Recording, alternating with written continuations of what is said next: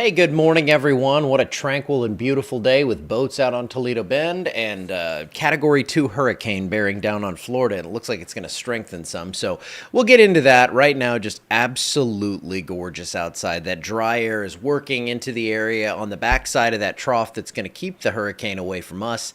And yeah, we couldn't do much better than this. 71 over 63 with a northeasterly wind at 9 out of Toledo Bend. And here's what we have back in Alexandria. 68, dew point 63. When I say 68 over 63, that's kind of how weather dorks say temp and dew point. That way, if we're in a severe situation, be like, oh, it's 74 over 71, and they'll know what I mean. So I throw that in every once in a while, and I just wanted to explain myself. Light northwesterly wind here, traffic moving along nicely, crystal blue skies, and absolute chaos going on over the Gulf of Mexico with Hurricane Helene now showing the only real reason that they're saying, and that makes sense to me, is that this is not rapidly strengthening. It is strengthening steadily, is that we have two concentric eye walls out there. And so if we had one inner core eye wall, that would allow for some really rapid strengthening, and hopefully this stays the case over the next 12 plus hours as this moves up toward the Big Bend region of Florida. Let me see if I can, while I'm on this map, come in here. Okay, so someone had asked about Fort Walton Beach, and I wanted to show you kind of the areas that are going to be impacted. First off, we have a flood warning down here into this area, Port St. Joe. And then we have Panama City on the backside getting rain. Pensacola going to stay pretty dry out of this whole thing. But yeah, so like out here, Panama City back toward Destin, Gulf Breeze, things are looking good. As you get east of Mexico Beach, that's where I think things are going to get bad. And then Carabel, right up here into this Big Bend region, that's where we're going to see a massive surge come in. So Sop Choppy, love that name, St. Mark's, Perry, up into Tallahassee. We'll see some big wind problems as this continues on up toward the northeast, and it's going to accelerate.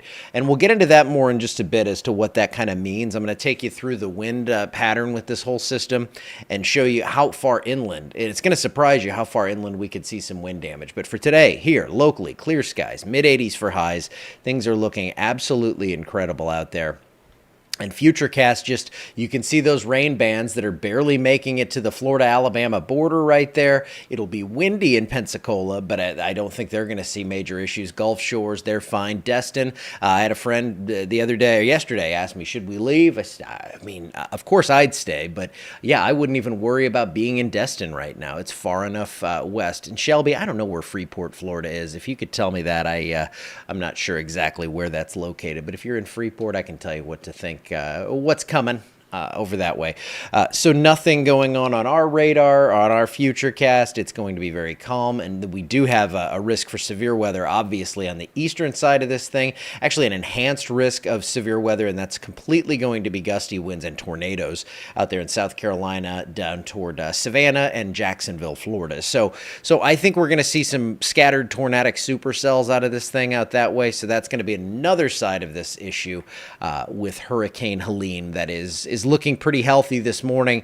100 mile per hour winds near that center right now. That's our maximum sustained winds. Back on the backside of this, tons of dry air. That trough is really digging down into the Gulf of Mexico. That's going to funnel this thing straight up into the panhandle of Florida, into that Big Bend region. If you're wondering why I call it that, you see there's a big bend there. Makes sense now. Tampa could see several feet of surge, 6 to 9 feet of surge possible on the eastern side of this thing. All along that western coast of Florida, we're going to see that. Between Destin and PCB, you're good. Yeah, you're fine. Oh, thank you, Becky. I appreciate you. But yes, this storm system probably going to come in as a Category 3. Yesterday, they had forecast possibly a Category 4. The slower process of intensification is encouraging for this one. So this is what we're looking at. Where this has gone and where it is going. Cat 2 up to a 3, and then still a stout Category 1 hurricane here. We'll zoom in and show you right near Albany, Georgia. Still going to be a hurricane as this thing heads up toward Macon.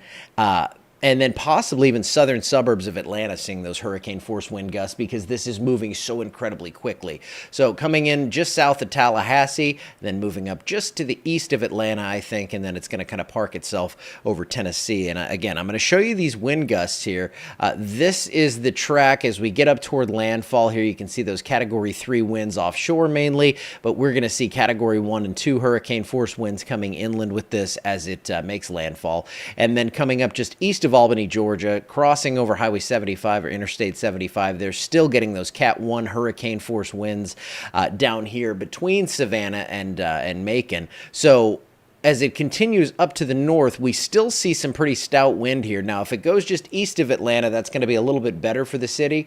It's going to reduce the tornado threat first off, and it's going to reduce the wind. But you can see broad areas of tropical storm force winds with some of these higher peaks up here, possibly gusting to hurricane force. And they're going to also have to deal with some flooding rainfall as well.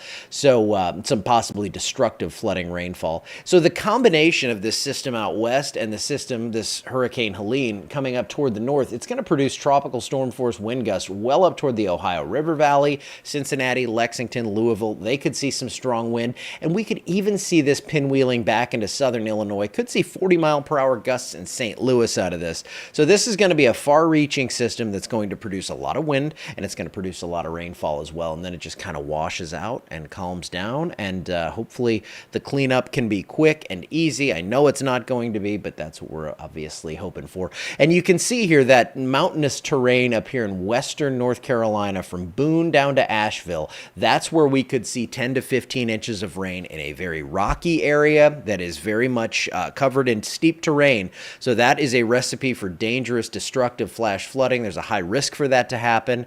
Atlanta may only see 4 or 5 inches of rain. And I mean, they can handle that. It's just these areas up here, I think that we're going to see the really big flooding problems. And then as we get further up to the northwest, it looks like heavy rain stretches up into the Ohio River Valley and even the mid-Mississippi River Valley, northeast Arkansas. If you're planning on heading up toward Nashville, Jonesboro, Arkansas, Paragould, Pocahontas, Poplar Bluff, all the P's up there, you're going to see some heavy rain out of this. Do I think Disney will close? I never know like what they're going to do on that stuff. I would say that today being at Disney would not be a great day. I mean, if it's open, maybe it would be because everybody's running away from it. But I'm not sure. They could be. If they would, I would say that's already happened or in the works. But if they do, it would be for the scattered supercells out on that eastern side of this, and just to kind of allow people to evacuate and do their thing here. But locally, it doesn't get calmer than this. We have mid to upper 80s, lows in the low to mid 60s, and just a great push into October here with some warm conditions, but lower humidity, not overly hot there. Just a few clouds out there around the wraparound backside of the combination of Helene with that upper system. So no rain really in the forecast. And when I take it out to 2 weeks, not seeing anything. So it is going to be a stretch of very tranquil weather locally. That means I don't see anything else coming in the tropical sense of things here. So we're looking pretty good locally. Obviously, the main concern right now is what is Helene going to do? It does look like we'll be warm into October with lots of 80s around here, and hopefully we can keep those 90s out of here. Okay, I'm going to get out of here, guys. I'm going to go over and set up my stuff for the Cajun Navy side of things, and I'll be taking a deeper dive into Helene over there. So join me there here probably in a half hour or so if you'd like. If not, I hope you have a wonderful day, and I'll see you tomorrow, which is Friday.